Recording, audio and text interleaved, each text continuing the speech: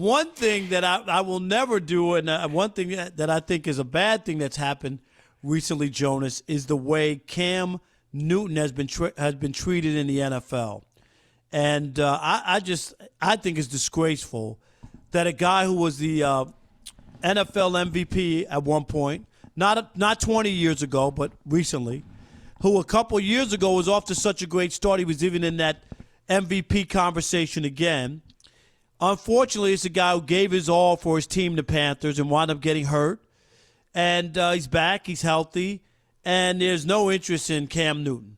All these other jobs are open. People are looking for quarterbacks. The Bears are going to waste this great defense. They don't want to do anything. I just do not understand.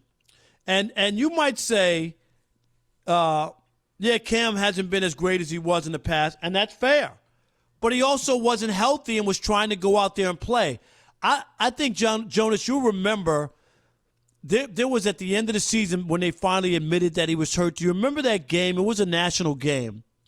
He couldn't make the throws. Do you remember that? Yeah. He was so hurt. Really banged up. And he was out there, and you were like, this guy can't make a 10-yard pass. He can't throw the football.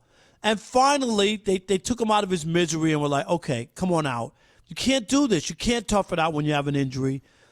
And since then, and you could say about the crazy clothes and the hair and all the other stuff, none of that bothers me whatsoever. It's about what you do on the field and your ability. And there are some guys who have jobs right now that Cam Newton would be a better chance for a team to make the playoffs or have a chance to make a run. This is a guy who went to the Super Bowl. Yeah. And I think part of the issue with Cam Newton, and I don't think it's right, and I defended him after it happened, I think people still have not forgiven him for not diving on the loose ball in the Super Bowl and also for walking out on the press conference after the Super Bowl. I think both mistakes. Yeah. No doubt. I'm with you. Both mistakes. But here's what I would say, though. Look, he didn't dive for the ball. I get it. It looks bad, but let's not all of a sudden pretend that Cam Newton's not willing to put his body on the line and sacrifice himself. I mean, come on. I mean, the guy came back after flipping his truck and had a broken back. Okay, I think people forget that, along with all the other physical plays and runs that he's made throughout the course of his career. So I don't buy that at all for the second. In the moment, it looked like he wasn't willing to put his body on the line, but I've got a lot more moments of when he was willing to put his body on the line. So I think that's crap. The other one I defend him on, you walk out of a press conference afterwards, look, he had a bad day. It's the biggest game of his life. He's got a bunch of microphones shoved in his face afterwards. He got frustrated and he walked out. If anything, he's been very receptive to doing media and getting his name out there and talking. He had a bad day. It was a bad look. That's fine. I think people haven't forgiven him for it. I think that was the biggest moment in his career, and that's the only thing people want to latch on to, and I think it's lazy. I don't think they take into account how good Cam Newton has been throughout the course of his career. I'll ask you this. I mean, Andrew Luck was a number 1 overall pick, and so was Cam Newton. Who's had a better career? Cam Newton. Cam Newton's been to the Super Bowl. And it's not even close, yet Andrew Luck walks out on his team a week before the season, and it's like hands across America, everybody defending Andrew Luck. And the team gave him his money. Yes, they didn't even hold it from him. So I think he's being wronged. I think the expectation that or the understanding that Cam Newton's only this one type of player and he's difficult to be around. I've never heard of any off-field issues with Cam Newton outside of what happened in college with the laptop and whatever that was about. Have you heard any? And maybe wearing a scarf, looking like Aunt Jemima. So maybe I'll hold that one. But that's the thing. Like, I don't care. Like, who cares what some guy wears? Ryan Fitzpatrick walks out and he's got chest hair that looks like he's got a toupee on his sternum, and that's okay and it's funny. But if it's Cam Newton who's wearing a scarf or he's wearing sunglasses, everybody's got an issue with it. It feels like he's Russell Westbrook in the NFL, and NFL people don't know how to handle that. Like, they don't know how to handle a guy who does his own thing and is willing to take a risk with his fashion and whatnot, and does it a different way. And it feels like people still haven't wrapped their arms around that type of personality in the NFL, and I think it's too bad. And you know the Bears, okay? You know the Bears backwards and frontwards. They got a great defense that you don't want to waste. The football team you're talking about, right? Yeah. Okay, good. I was just making sure. They got a defense you don't want to waste. Am I right, Jonas? Yeah, there's a window there. Okay, and what they did is, when you have two quarterbacks, it's like having two girlfriends. That means neither one is any good. That's why you got two, and that's the point. You got two of them, but not together. Okay, that's what I'm. Here's the one thing, though. I'll defend the Bears in this regard. Whether you think Nick Foles is better than Cam Newton, I mean, look, people can point to the Super Bowl. I don't think Nick Foles is the Super Bowl quarterback he was, even close to. I think people forget about what he did the year after in the playoffs. He wasn't all that great, but he had a good 3-game run. There was familiarity with the offense, and so they felt like in an offseason where you're not going to have a lot of reps to try and learn an offense and understand it, it made more sense to bring in a guy like Nick Foles than it did a guy like Cam Newton. So I understand where they're coming from in that regard. But now if you're Cam Newton, I mean, you're looking around like, why wouldn't the Chargers at least kick the tires on Cam Newton? Like why wouldn't the Chargers at least say, you know what? Like, why not? Because it's going to do two things. One, there's going to be a lot more people that are going to be willing to show up to a giant stadium that you won't be able to fill to see Cam Newton than there would be Tyrod Taylor. And also, Cam Newton looks like a motivated dude right now. He looks like a guy who's pissed off that there's a narrative out there that he is damaged goods and he's no longer able to compete at a high level in the NFL. And I'm willing to take a chance on a number one pick who somebody may have walked away from too soon because they were rebuilding an organization, as opposed to a journeyman like Tyrod Taylor, who had an opportunity to be the guy and couldn't hold on to it. His own coach benched him for a road game in L.A. for Nathan Peterman. Who was awful. Clearly, that coach thought there was something that he had seen that showed him Nathan Peterman had more of an upside than Tyrod Taylor, and he was then benched mid-game for Baker Mayfield. Are we going to sit here and pretend that Tyrod Taylor's a better quarterback than Cam Newton? Right. It's preposterous. It's ridiculous. It is ridiculous, and that's the point, is these teams, and I don't get it. Tyrod Taylor is a stopgap measure. They like him because he doesn't turn the football over, Jonas. I get that. But you're not going to win anything. You have a guy here, if he's healthy, which they say he is, and I'm going to go by that, right?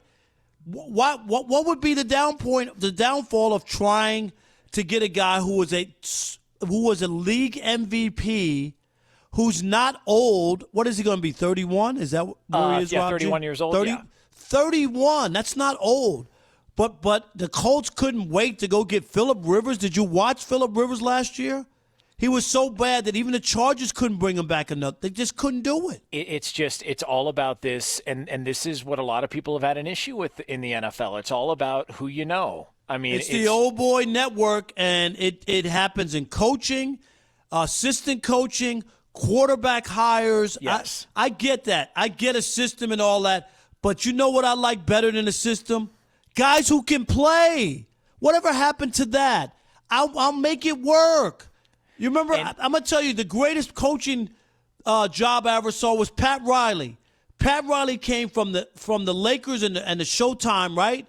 Where he'd throw the ball out and they'd run up and down the court and just score. Yeah. Then he took the job in New York with the Knicks, who didn't have that talent. And do you remember? So sometimes you have to alter what you're doing to make it work.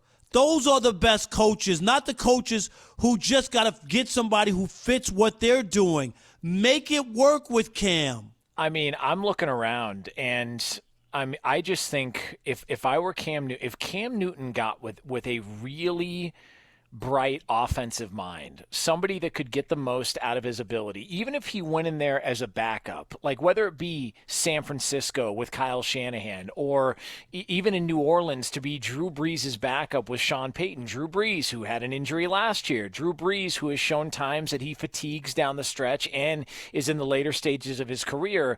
I don't think we've seen the last of Cam Newton. I just wonder whether or not he's got enough of an ego or the lack of an ego to be able to swallow his pride and say, you know what, I might have to go be a backup, but if that's what it takes to get to another opportunity to play, then I'm willing to do it.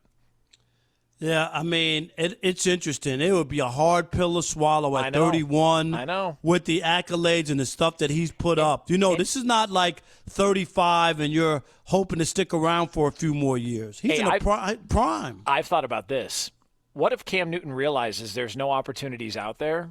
You're telling me Monday Night Football wouldn't hire him as a broadcaster for their booth? Not for $20 million like they offered Peyton Manning. But if that was there, if you were Cam Newton and you're looking around and it's like, okay, I can either go be a backup to Gardner Minshew at $8-9 million, or I can go be the Monday Night Football booth alongside Joe Tessitore and possibly Booger McFarland, and I'm going to get $10 million a year, the same as being a backup. Why wouldn't you just go to Monday Night Football? What are we waiting around for? I get it, but players are players. They want to play. It's the same reason that these coaches who take these TV gigs, they just can't wait to get back to coaching, even though they had a nice, comfortable life. Why in the world, right, did I just forgot his name, from the Raiders? John Gruden. John Gruden, I was going to say John. Why did he give that sweet gig up at ESPN? Because he's a coach at heart. And even though they did pay him a ton of money, I'm just saying. All right, why can't Cam Newton get a sniff back as an NFL quarterback right now? We'll continue that conversation with you. It's The Odd Couple. All right, let's check in with our listeners. Gary's in Syracuse. You're on The Odd Couple, Fox Sports Radio. What you got, Gary? Hey, guys, I believe Cam Newton's having trouble getting a job. It's his character. He's not a team guy. And I can't remember the story. It was years ago. He was in his second or third year where he wouldn't hang out with his teammates. And I can't remember the exact story about it, but he's not a team guy. He's into himself too much. And you guys keep talking about his MVP year. As Colin would say, you take out that one good year, he's either a below-average quarterback or he's a bust for being the number one pick in the draft. You can't, wait a minute, Gary. You can't do that. You can't take out one good – no, hold on. You can't take out the one good year, and he's had more than that. Hey, Rob, if you take away my Adam's apple, what am I? Exactly. And, Gary, that's so easy. That's so easy to say. There's so many quarterbacks who have played. Phillip Rivers has played 15 years in the league and hasn't sniffed the Super Bowl. And where's the proof? I don't get that. Where's the proof of this? He's a bad teammate stuff. I don't get that. I've never heard that. I've never heard one instant of him off the field since he's been in the NFL. I've not heard one thing. If you want to say that about Jameis Winston, that's warranted. I get it. We've got multiple situations that he's put himself in that have been in bad spots. I've never heard one thing about Cam Newton off the field. Not once since he's been in the NFL. I haven't either. That's that whole idea. If you take away his MVP Super Bowl year, that's easy to say. Yeah, okay, let's do that. Bill in California, you're on The Odd Couple, Fox Sports Radio. Hey, gentlemen, thank you for braving the elements and putting on a great show today. Appreciate you. Thanks, man. I think the Cam Newton thing is kind of problematic of where a lot of the middle-of-the-road teams are right now. They're worried about their long-term salary cap. If they can get somebody like Gardner Minshew to hold the fort down, and do they even want to bring Cam Newton in and kind of be a shadow over his shoulder, keep him from doing what he's doing at the price that he's doing it? If Cam comes in at 8 or 9 for a backup and has a great year, then the next year he's going to want 25, 30. And in today's NFL, that's just not, the teams that are winning have these quarterbacks on their rookie deals. No. But there are guys who are paid, and that those guys are good. My thing is, are you trying to win? Or what is this like the who can save the most money? You can have your Minshew or whatever you want to call him. You're not winning anything. Well, that's what you do call him because that's his name. Yeah, whatever, Minshew. It's not like a nickname. He's not a verb. Whatchamadoo, Minshew. Whatchamadoo, Minshew. That's what you want? Then you go ahead and you take Whatchamadoo, Minshew. and you won't win nothing. Nada. You guys saved that, right? Is that a new drop? Got it. Just like the poo-poo king? No, I'm the poo-poo king. I'm the poo-poo king. Hey, Trucker Don in Boston, you're on the Odd Couple Fox Sports Radio. Whatever you want to call him. Hey, Don. guys, thanks. Thank you for taking my call. How you doing? Good. How you doing, buddy? You making out all right? I'm doing good, yep. Just living the life, you know that. Yep, hang in there. Yeah, appreciate it. You do the same. You know, you got to go a whole night without Chris again. It's not Worship Wednesday without Chris, by the way. No doubt about it. I know. Damn right. I think I've had eight porn references today, so maybe not. I know. Not 3. I noticed you've been putting more in. I figured the stop sign at the corner by your house probably has dollar bills all around it. Yes. No. So what do you got on Cam? The Jonas Knox, by the way, is the only guy I love that has my sense of humor, by the way. So, you know. I try and keep it clean here. Like, I'm just trying to keep it above board. That's the way I do radio. Just class act. Absolutely. Janice is my tranny name. As far as Cam goes, you know, I would have loved to have seen him in the Patriots uniform. His only problem is he's a distraction. And if he could really get past that, I think he would be phenomenal, especially with Josh McDaniels. I think he could really create something. See, I agree with the Patriots stuff. I think it would be fascinating to watch them use him. Bucky Brooks has been all over this, saying he loves Cam Newton the player and has done nothing but speak highly about Cam Newton as a player. And mobile quarterbacks have always given Bill Belichick fits, just like mobile quarterbacks have given Nick Saban fits. I agree.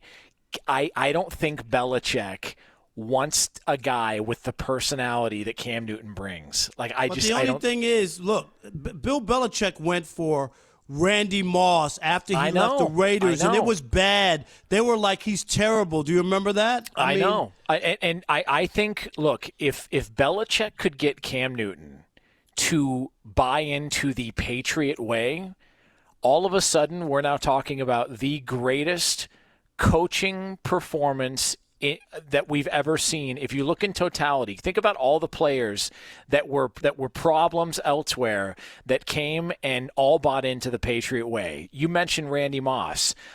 Corey Dillon was one of those guys. He had Chad Ochocinco that he brought in, and Chad Ochocinco didn't give him any problems. He brought in AB. They're willing to do that. Oh yeah. And Cam is by far less tamer than those guys. Think about this. They had a mass murderer on their team, Aaron Hernandez, and we were all stunned to find out what was happening, and he was killing people, and we never heard a thing about it because he, too, bought into the Patriot way. So I think it would be amazing to see Cam in New England. Damn, son! The current temperature is... The Odd Couple are making it hot in here. Damn hot! Time to sit your butt down in... Real hot! The crotch pot cooking. The hot seat. Yes, sir. It is the Hot Seat, the Odd Couple, Fox Sports Radio. We do this every single Wednesday at 9:30 p.m. Eastern. We bring in one of our Fox Sports teammates to get into the squared circle with the tag team champions of the world. Tagging in for Chris Broussard tonight is Jonas Knox, but tonight's victim, none other than the future Laker, the guy who tried to work over Uncle Sam and got caught doing it, my man, Brian Noe. Brian, how are you feeling this evening? Doing fantastic, Rob G. I owe over $12,000 in taxes. Aside from that, I'm doing great. $12,000? Got a bad accountant. What are you talking about? I know, Rob. It's crazy. I thought I was going to get money back. I thought I was getting thousands back. I owe 12 G's. It's crazy what's going on here. I ain't paying for that. That's right. Hey, fire your accountant immediately and go to Aunt Ruth or somebody to do your taxes instead. Whoever does Rob's. I know it, man. I know it. Rough, but all good. We're above dirt, so I'm not going to complain. That's just life. They just so you know, they call him Right Off Rob for a reason. This is true. This is true. You see the receipts he has in studio right now. He's trying to find a way to write off a lap dance he got in 1997. As part of show prep. Hey, I was covering some baseball players back then. That's what they were. He was trying out a new bat. I'm a little moist right now. All right, you know how this segment works. Brian Noah has 3 very hot takes. He's going to defend against the Odd Couple 2-on-1. So let's get started. Topic number 1. We were just talking about the Panthers and Cam Newton. Well, his former coach, Ron Rivera, is the new coach in the Washington Redskins. And Brian Noah says that Ron Rivera is the most overrated head coach in the NFL. Brian, you got 30 seconds. Tell us why. That's right. All I heard when he was hired was, oh, good hire by the Redskins. Good hire. Really? How come? Let's look at what Ron Rivera did. Winning percentage was under 55%. You know who had a better winning percentage in football? Jason Garrett. That's right. Jason Garrett has a better career winning percentage than Ron Rivera, the guy who everybody says stunk and they couldn't wait to get him out of Dallas. He's got a better winning percentage. The Redskins stunk before he got there. They're going to stink with Ron Rivera. He's not going to do jack. He's no difference maker. In a world that includes Bill O'Brien, you're going to say Ron Rivera is the most overrated coach in the NFL? Bill O'Brien, who has had talent up and down that roster in Houston and figured out a way to underperform and underwhelm and butcher an organization. And then on top of that, they give him GM duties. I cannot side with Brian Noah on this. I love Brian Noah. I've worked with him a long time. But on this one, until Bill O'Brien proves he can get something done with the Houston Texans, my money's on Bob. There is a difference between worse and overrated. You're arguing for a worse head coach. Nobody hypes up Bill O'Brien. Nobody says that guy is good. A lot of people say Ron Rivera is good. That's why he's overrated. I call him Yo-Yo Ronnie. 1 year's good, 1 year's bad. He's 12-4. He's 7-8-1. He's 15-1. He's 6-10. He's a roller coaster ride and the most overhyped, overrated head coach in the NFL. Brian, no, you couldn't be more wrong. What are you talking about? John Gruden is the most overrated coach. They gave this guy $100 million guaranteed, and ever since he won that Super Bowl with Tony Dungy's team, go look at his record and look what he's done. He's done nothing. Ron Rivera went to a Super Bowl in Charlotte, North Carolina, of all places. He also 2-time Associated Press NFL Coach of the Year. Stop ragging on him just because you don't like the guy. He's done his job. That was actually a very well-debated round, probably the best we've had in weeks. I didn't really agree with it at first, but round number 1 goes to Brian Noah. He kind of made me a believer. Come on. Yes. You know what? What a kiss Great ass. judging. Great judging, Rob G. Unbelievable. And you know what, Rob G? Your Hispanic brethren are on the exactly. line. And they want to know what you're doing here. I agree. Jonas Knox is my Hispanic brethren. I agree. Surprised you didn't know that. All right. Round number 2, we keep it moving. The hot seat, the Odd Couple, Fox Sports Radio. Brian Noah, even though he won that first round, he knows the best way to beat the Odd Couple is to separate them. And right now he wants to put Rob Parker in the hot seat because Rob Parker is the only one on your radio right now who thinks that, you know what, it'd be a terrible storyline in football if Tom Brady ends up winning the Super Bowl this season. Rob, tell us why. The best story is that Tom Brady goes to Tampa Bay and is a flop. And that team makes it a baker's dozen, which will be 13 years in a row without winning. He has done nothing but benefit from luck and Bill Belichick. All that's going to go out of the way. Tom Brady went for the money grab in Tampa Bay. Nobody wanted him. This will be a great story. He's going to wind up like Willie Mays in 1973, bumbling and fumbling in left field, missing fly balls. Tom Brady is washed. Brian, no, you better take a bite out of Rob Parker right now. Oh, absolutely. I will right here, Jonas. You and me, tag team partners. This is exactly why it would be the biggest storyline if he won a Super Bowl. It's because of people like you, Rob. People like you that say, it's the AFC East. It's because of Belichick. It's because of this and that. Not Tom Brady's sheer greatness and iron will. He's got 14 Pro Bowls by himself. The horrible Bucks as a franchise have 4. In their quarterbacking history in 44 years, Tom Brady has 10 more Pro Bowls by himself. And if he took that team that hasn't been to the playoffs in 12 years, Good timing, though, the number 12, right, with Tom Brady. 12 years without the playoffs. If he takes them there to the promised land for his 7th ring, easily the biggest story in sports, not just football. Once again, it's the false narrative. Brian Noe and Jonas Knox spreading this. This is like what they did with the Cleveland Browns a year ago. After OBJ, their roster's unbelievable. They're going to go from not making the playoffs to the Super Bowl. Look at that roster. And it didn't happen. You guys are always buying in on these pie-in-the-sky stories. Tom Brady's 43 with a rubber arm and not going anywhere. Hey, Rob, what do they tell guys who are about ready to make a poor decision? Think with your big head, not your small one. Right now, you're thinking with the small head, and in the small head that I'm referring to, it's your Twitter mentions, because you know if Tom Brady wins a Super Bowl, in your mind, it's a wonderful conclusion to a wonderful career, but all you're thinking about is all the trash you've talked, all the checks you wrote with your mouth that your ass is going to have to cash, and that's involving your Twitter mentions. Get your mind out of your mentions and start thinking with the big head. You'll realize Tom Brady winning is magical.